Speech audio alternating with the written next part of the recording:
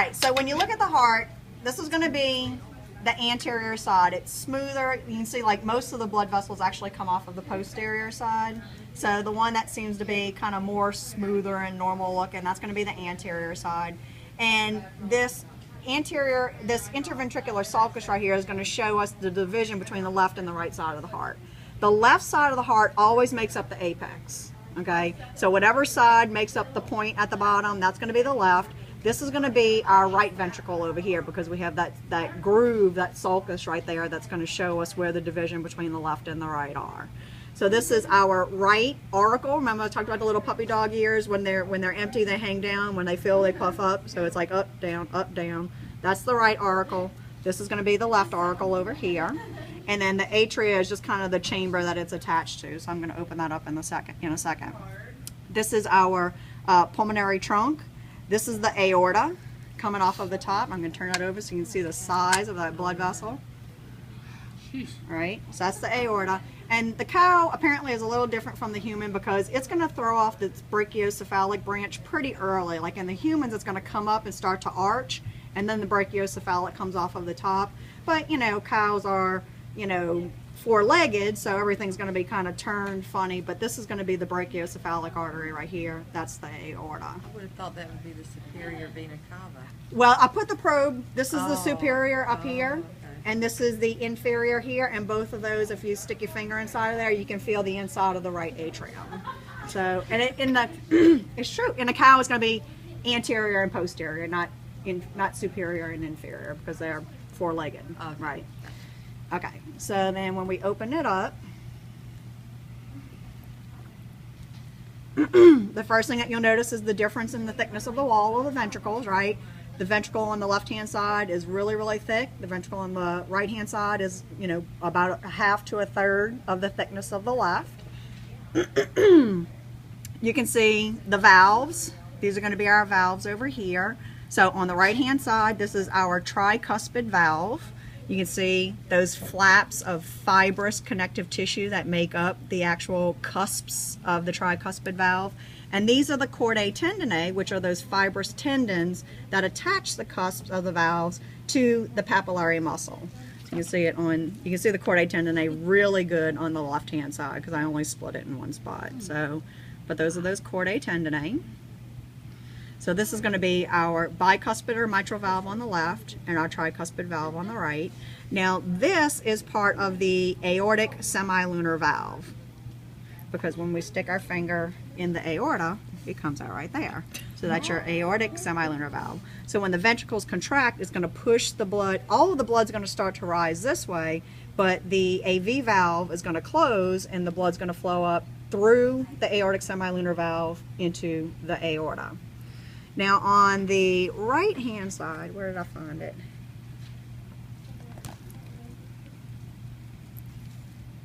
It's inside of there.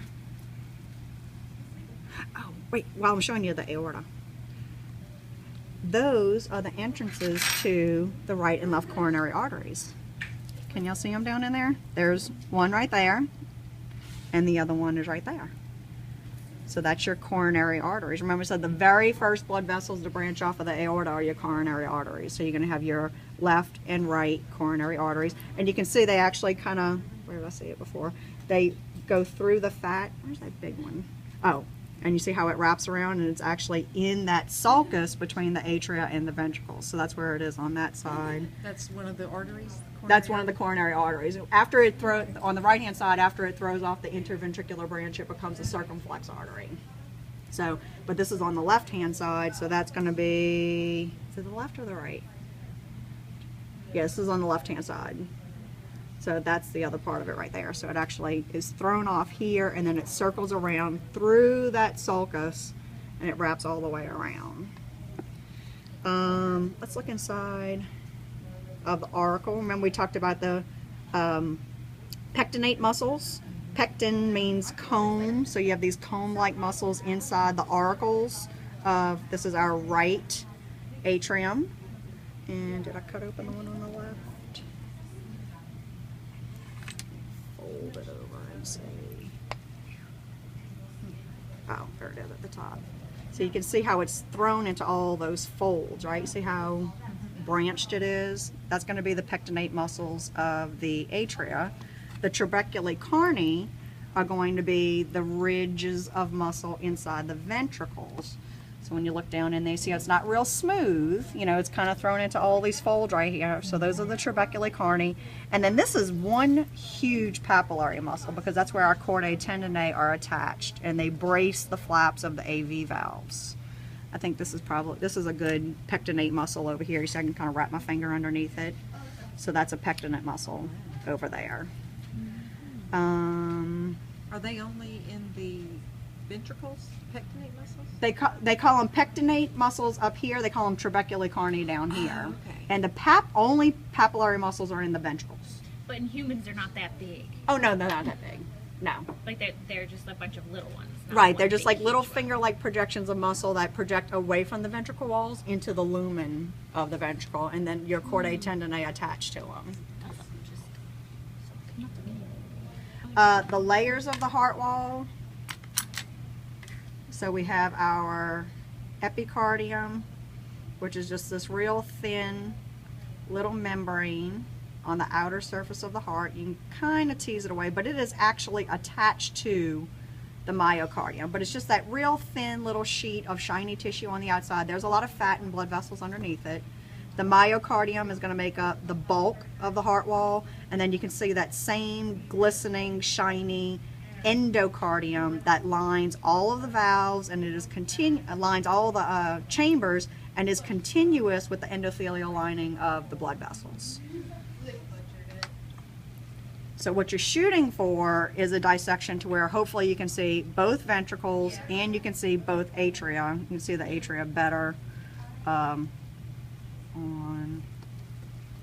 atrium.